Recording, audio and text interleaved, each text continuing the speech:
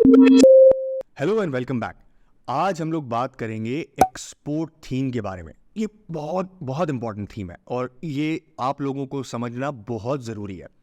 अब इस export theme की रिक्वायरमेंट क्या है ना, वो मैं आपको दो सवालों के थ्रू एक्सप्लेन करता हूँ। सवाल पूछता हूँ, आप जवाब देंगे तो आपको नजर आ जाएगा कि why this theme is very important.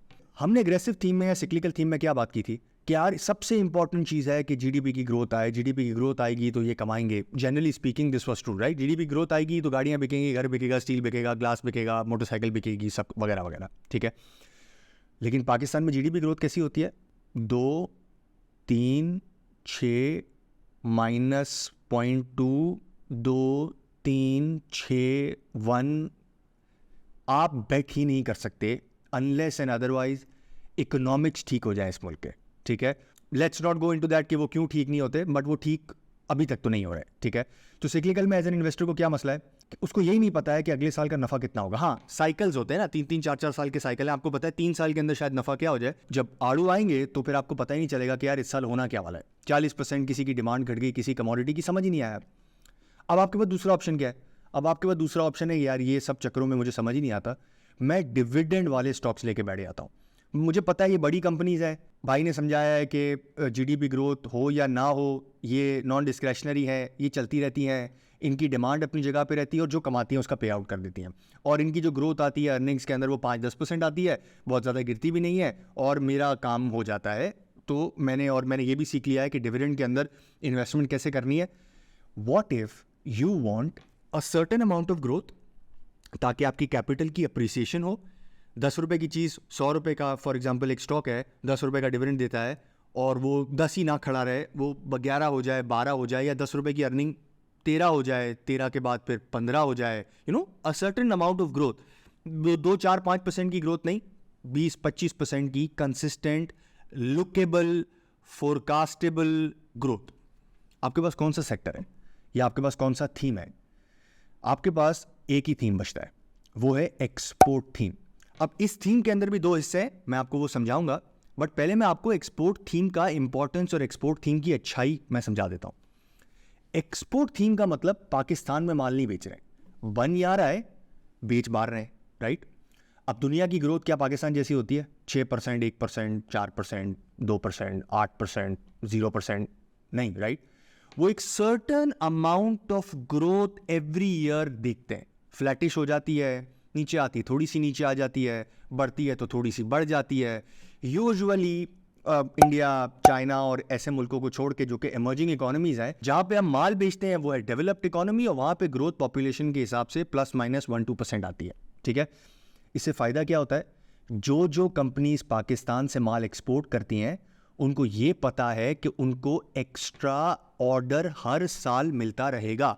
For example, Interloop को पता है कि अगर मैं वॉलमार्ट को माल बेचता हूँ या मैं टेस्को को माल बेचता हूँ या मैं किसी ब्रांड को माल बेचता हूँ, तो यार लास्ट 5 सालों से 5-5% इंक्रीमेंटल बेडशीट, टॉवल मुझसे मांगते आ रहे हैं, डेनिम मुझसे मांगते आ रहे हैं। तो बेहतर क्या है कि मैं हर साल 5-5, 7-7% अपने प्लांट्स को एक्सपैंड करूँ। टेक्सटाइल में होता ही है कि छोटी छोटी मशीनरी लगनी होती है, एक साथ बड़ा एक्सपेंशन नहीं होता स्टील की तरह, सीमेंट की तरह।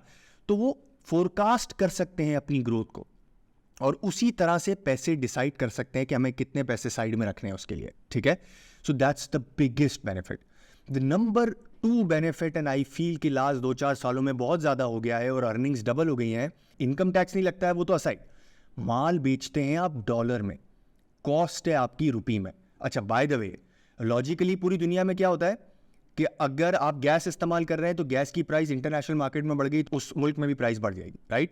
पाकिस्तान में ऐसा नहीं होता। To support a few sectors, Pakistan में गैस की प्राइस उस तरह से नहीं बढ़ती जिस तरह से दुनिया बढ़ती है, या डिप्रिसिएशन का इम्पैक्ट डायरेक्ट नहीं आता है, तो हम एक स्प्रेड बना लेते हैं। जैसे फॉर एग्जाम्पल 200 रुपये का रुपया था और 10 रुपये की गैस थी, एग्जाम्पल दे रहा हूँ। अब 200 से वो 300 रुपये का हो गया, गैस की प्राइस 11 रुपये हो गई, तो स्प्रेड बन गया ना। 300 पे 11 रुपये की कॉस्ट थी और 200 पे 10 रुपये की कॉस्ट थी, इसीलिए। और ये बेनिफिट उन सालों में बहुत ज़्यादा हो जाता है जब रुपया डिप्रिसिएशन एकदम से होता है, जिस तरह लास्ट 2-3 सालों में हमने देखा है। कभी कभी तो इतना बेनिफिट भी होता है कि टेक्सटाइल कंपनीज या एक्सपोर्ट ओरिएंटेड कंपनीज पाकिस्तान में उधार ले लेती हैं, क्योंकि उनको पता है कि यार उधार की कॉस्ट क्या है, साल की 20-22%। और अगर आप टेक्सटाइल वाले हैं और आपको सस्ता उधार मिल गया है तो कॉस्ट क्या है भाई? 13%, 12%, 11%, वॉट एवर दैट केसेस, मुझे याद नहीं है वो नंबर अभी, बट लेट्स से कि वो 15% की कॉस्ट है, बट रुपया डिप्रिसिएशन हो रहा है हर साल 30%, 35% या इस साल 30-35% हो गया है, तो अब उनका बेनिफिट कितना है? उनका बेनिफिट वो जो इंक्रीमेंटल अमाउंट है ना, कि आपने $2 में एक चीज़ बेची, पहले $200 पर डॉलर आ रहा था, अब 300 का हो गया, तो आपको $600 मिलेंगे इंस्टेड ऑफ $400। कितना बड़ा बेनिफिट हो गया? 50% का। तो जब भी रुपया डिप्रिसिएशन लंबा होता है ना, तो इन कंपनीज को, एक्सपोर्ट ओरिएंटेड कंपनीज को बहुत बेनिफिट मिल जाता है। अभी मैं टेक्सटाइल की बात कर रहा हूं, क्योंकि textile is a legacy sector, but एक और सेक्टर इमर्ज कर गया है, उसका बेनिफिट क्या है वो मैं आपको बताता हूं। अब ये सोचें थोड़ा सा इनहेरिटेंटली, थोड़ा सा अंदर जाके, कि ऐसा होता क्यों है यार कि पाकिस्तान से डिमांड बढ़ जाती है चीज़ों की। अब मैं टेक पे आता हूँ। रुपया डिप्रिशिएट हो गया है, तो पहले पाकिस्तानियों को फाइवर पे ऑर्डर आ रहे थे एग्जाम्पल के तौर पे 10, अब आ रहे हैं 20, क्योंकि पाकिस्तानी सस्ता हो गया ना। सो होता यह है कि जब भी रुपया डिप्रिशिएट होता है, तो आपकी जो भी कंपनीज पाकिस्तानी माल बना के बाहर बेचती हैं, चाहे वो सर्विस दें या प्रोडक्ट दें, वो माल सस्ता लगने लगता है दुनिया को, इसलिए ऑर्डर्स ज़्यादा आना शुरू हो जाते हैं और इसलिए आपकी डॉलर ज़्यादा आना शुरू हो जाते हैं। This being explain, now let me explain कि दो वो कौन से सेक्टर्स हैं जो कि बहुत इंपॉर्टेंट है इसके अंदर। पहला है टेक्सटाइल, दूसरा है tech, IT services, whatever you want to call it. ठीक है, टेक मैं नहीं कहता हूं, ये मैंने अपनी कोर्स में भी बहुत डिटेल में समझाया है।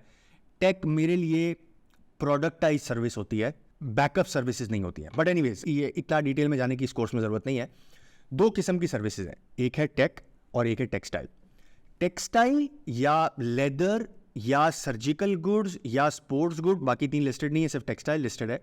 बेनिफिट क्या है टेक्सटाइल को? ये लोग हार्ड प्रोडक्ट्स बेचते हैं, और हार्ड प्रोडक्ट्स वो बेचते हैं जैसे टेक्सटाइल के प्रोडक्ट्स हो गए, वो पूरी दुनिया में ऑलरेडी कोई ना कोई बेच रहा है।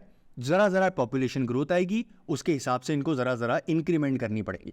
आप निशात मिल्स की किताब उठा के देखें, आपको नजर आएगा हर साल कुछ ना कुछ बिजनेस के अंदर ये लोग एक्सपैंड करते जा रहे हैं। ठीक है, Nishat mills is not a good example, but बहुत सारे टेक्सटाइल के आपको ऐसे स्टॉक्स मिलेंगे। मैं इंटरलूप की बात नहीं कर रहा हूँ, Interloop is an aggressive expander, और मैं भी इस पर बात करता हूँ कि जब एक्सपोर्ट थीम के अंदर आपको ग्रोथ नजर आ जाए तो क्या करना है, या तो किस तरह सोचना है उसको। बट जो लेगेसी टेक्सटाइल प्लेयर्स हैं वो हल्का एक्सपैंड करते हैं, नया प्रॉफिटेबिलिटी ग्रो करते हैं। आप 1 साल पहले की अर्निंग्स उठा के देख लें, 2 साल पहले की टेक्सटाइल की अर्निंग्स उठा के देख लें, और वो एज अ शेयर होल्डर आपको अर्निंग्स के अंदर मिलती है। यूजुअली इन कंपनीज के अंदर डिविडेंड नहीं होता है, मतलब आपको ये नजर नहीं आएगा कि ये कंपनी ने ज़्यादा कमाया तो ज़्यादा डिविडेंड दे दिया। दे यूजुअली री इन्वेस्ट इनटू द बिजनेस। ठीक है ना। दूसरा angle is software products. Software products के अंदर ना आप सॉफ्टवेयर सर्विसेज बेचते हैं, यानी कि जो प्राइमरी कॉस्ट है ना, वो आपकी प्राइमरी कॉस्ट है बंदा, लेबर।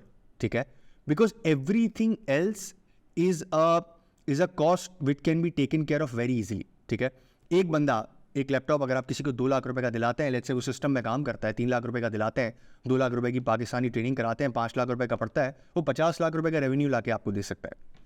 इसीलिए पाकिस्तान के अंदर जो टेक की कंपनीज हैं या जो आईटी सर्विसेज की कंपनीज हैं, उनकी ग्रोथ बहुत मैसिव है। इस तरह समझे ना, पाकिस्तान के अंदर एक चीज मुझे बताएं जो सस्ती है, इंसान की जान। राइट, मतलब लोग सस्ते हैं ना, लोग, लेबर सस्ता है पाकिस्तान के अंदर। अब ये अगर आप किसी पाकिस्तानी कंपनी से, तो आपको लगेगा नहीं भाई सैलरी या तो देखो कितनी बढ़ गई है, क्योंकि आपका रेवेन्यू भी पाकिस्तान रुपी में, इसलिए आपको ये कंफ्यूजन हो रही है, आपको ये घबराहट हो रही है और आपकी कॉस्ट बढ़ रही है। बट दुनिया के एंगल से सोचें, $1000 में जो आदमी मिलता था, आज $800 में पाकिस्तान में देके वो आदमी ले सकता है। वही, क्योंकि पाकिस्तानी को तो $800 के हिसाब से भी बेनिफिट है, 300 के हिसाब से देखा जाए तो।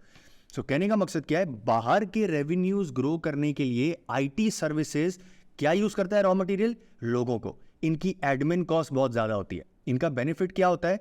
ये वो प्रोडक्ट सर्विसेज दे रहे हैं जिसका टोटल एड्रेसेबल मार्केट बहुत बड़ा है। मैं बहुत जनरलाइज कर रहा हूं, बट एक्सप्लेन करने के लिए मैंने टेक्सटाइल में क्या समझाया भाई, 3-4% की पॉपुलेशन ग्रोथ है पूरी दुनिया की, या 2% की पॉपुलेशन ग्रोथ है, और टेक्सटाइल की ग्रोथ आ जाएगी वॉल्यूमेट्रिकली तो 4-5% की आ जाएगी। हम इमर्जिंग है, हम सस्ता देना शुरू कर देंगे। ऑन एन एवरेज हर साल 5%, 7% टेक्सटाइल की वॉल्यूमेट्रिक ग्रोथ से ज़्यादा नहीं आ सकती।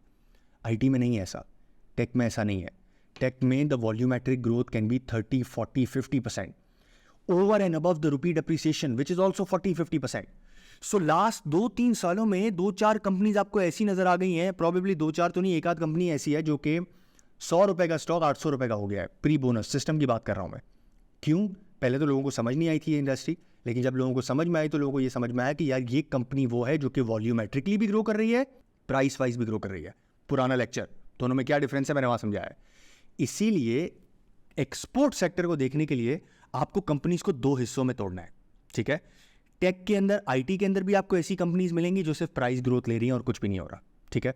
आपको टेक्सटाइल में ज़्यादातर ऐसी कंपनीज मिलेंगी जो कि सिर्फ और सिर्फ 2-4% पे ग्रो कर रही हैं और रुपी डेप्रिसिएशन की वजह से इनको अर्निंग आ रही है। जब जब रुपी डेप्रिसिएशन होगी अर्निंग्स एकदम बलून हो जाएगी, but that's not accounted for, ठीक है। Understand it, the true growth comes from the volume growth. Textile के अंदर वो कंपनीज देखें जिसके अंदर वॉल्यूम ग्रोथ आपको नजर आ रही है, ठीक है, क्योंकि ये वो कंपनीज नहीं है जो डिविडेंड देंगी। आप डू नॉट एक्सपेक्ट कि अगर वॉल्यूम ग्रोथ कम है तो ये कंपनीज डिविडेंड दे रही होंगी। डिविडेंड की हिस्ट्री देखना बहुत जरूरी है, जो कंसिस्टेंसी में मैंने आपको समझाया है। आईटी कंपनीज अगर आपको देखनी है तो आप देखेंगे वो कंपनीज जो कि वॉल्यूमेट्रिकली ग्रो कर रही हैं। मैं ट्रिक देता हूं कैसा देखने का तरीका है। एवरेज डॉलर का रेट लें, उस साल के रेवेन्यू से डिवाइड करते हैं। फॉर एग्जांपल एक कंपनी का 10 अरब का रेवेन्यू था, 100 रुपये का डॉलर रेट था, जो भी अमाउंट आया मिलियन डॉलर्स के अंदर, 100 million dollar, 10 million dollar, what ever the cases, वो आपने लिख लिया अपनी जगह पे। दूसरे साल आप उठा के देखें, एवरेज रुपी लें, रुपी को डिप्रिशिएट करके रेट निकाल के देखें, दोनों में डिफरेंस आ रहा है कि नहीं आ रहा है। That difference is your volumetric growth. Because आपको ये वो नहीं बता सकते कि मैंने इस बंदे को हायर किया, इसके बिलेबल आवर्स इतने ज़्यादा थे वगैरह वगैरह। बट कहने का मकसद क्या है, ये सारा इतना डिटेल में समझाने का मकसद क्या था, एक्सपोर्ट सेक्टर पाकिस्तान में वो सेक्टर है जो कि ग्रो करता है, ठीक है। उसमें दो हिस्से हैं, एक टेक्सटाइल है, एक टेक है। टेक्सटाइल स्लोली ग्रो करता है, ठीक है। टेक है तेजी से ग्रो कर रहा है। ग्रोथ यहां पे मैं किसको कह रहा हूं, जो कि वॉल्यूम में ग्रो कर रहा है। प्राइस ग्रोथ दोनों जगह पे आएगी। ये भी डॉलर में माल बेच रहे हैं, ये भी डॉलर में माल बेच रहे हैं, दोनों की ग्रोथ आएगी। इधर कॉस्ट इज रिस्ट्रिक्टेड। मैंने क्या समझाया, पाकिस्तान में सबसे सस्ता क्या है, आदमी। अब कोई सिस्टम वाला देख रहा होगा, मुझे कहेगा भाई मैं हायर करने जाता हूं, एक्सपीरियंस लोग बहुत महंगे पड़ते हैं। That's fine. What I am trying to tell you is कि इनके पास ऑप्शन है कि वो 6 महीने की ट्रेनिंग देके एक नॉन वर्कर को वर्कर बना दें। मतलब फॉर एग्जांपल कोई यूनिवर्सिटी से निकला और उसको आप नॉन वर्कर से वर्कर बनाने के लिए आपने 6 महीने की ट्रेनिंग कर दी, साल की ट्रेनिंग कर दी। वहां पे the main cost is your gas, your power and your plant. दोनों डिफरेंट इंडस्ट्रीज हैं। फायदा क्या है, डॉलर में कमाते हैं। कब बहुत ज्यादा बेनिफिट हो जाता है, वन टाइम बेनिफिट जिसको हम लोग कहते हैं, जब रुपया डिप्रिशिएट करता है। लास्ट 3 सालों से पाकिस्तान में क्या हो रहा है, कंटिन्यूसली रुपया डिप्रिशिएट हो रहा है। अब मैं आखिरी बात करता हूं, एक केस आपके सामने प्रेजेंट करता हूं। एक कंपनी है जो कि $1,00,000 का एक्सपोर्ट करती है, ठीक है। वो हर साल 20% वॉल्यूम ग्रो करती आ रही है और हर साल रुपी डिप्रिसिएशन भी 20% है। तो पर ईयर वॉल्यूम ग्रोथ कितनी हुई, 40%। मोटा मोटा हिसाब है, राइट। अगले साल का रेवेन्यू 140 होगा, या मोटा मोटा अगर फॉर एग्जांपल पहले मैं रुपए में कन्वर्ट करता तो कितना निकलता, 1 अरब रुपए होता तो 1.4 बिलियन होगा अगले साल। उसके अगले साल कितना होगा, अगर सेम 20% ग्रो करते हैं और सेम डिप्रिसिएशन होती है, अनदर 40%।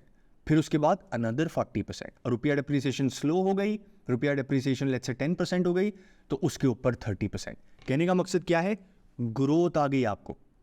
आपको ऐसा नहीं दिखेगा कि एक साल 20% ग्रोथ आ रही है और अगले साल 40% डिक्लाइन आ रहा है, जो कि सिक्लिकल्स में था। आपको ऐसा भी नहीं दिखेगा कि भाईजान ये 10 रुपए की अर्निंग 10.5 हो गई, 11 हो गई, पे आउट फुल दिया, 11 से 11.5 हो गई, 11.5 से 12 हो गई, 12 से 12.5 पौने 13 हो गई। ऐसा नहीं दिखेगा आपको। और ये stocks usually high growth stocks consistency की वजह से, हाई ग्रोथ की वजह से ज्यादा पी मल्टीपल पे चलेंगे।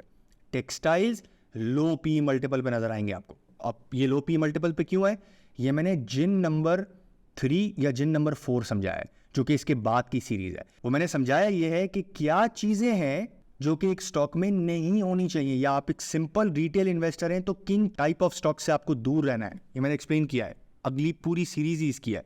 बट अभी कहने का मकसद क्या है, textile because of the volumetric growth that is slow, rupee depreciation की ग्रोथ आती है, लेगेसी बिजनेस है, पी मल्टीपल्स नीचे होंगे। आईटी सेक्टर, कोई भी नई कंपनी आती है, नई लिस्टिंग होती है, पुरानी कंपनी एकदम ग्रो करना शुरू कर देती है, आपको नजर आएगा कि इनके मार्जिन ज्यादा है, इनकी प्रॉफिट की ग्रोथ ज्यादा है। That concludes our session for the export sector. कैसे देखना है मैंने आपको बता दिया, क्यों जरूरी है इस सेक्टर को अपने पोर्टफोलियो में रखना या उसको देखना, वो मैंने आपको बता दिया कि हाई ग्रोथ है वगैरह वगैरह। अब हम बात करेंगे, कोई ऐसे स्टॉक्स होते हैं जो आपके पास पोर्टफोलियो के अंदर नहीं होने चाहिए। उसको मैं कहता हूं 4 जिन सीरीज।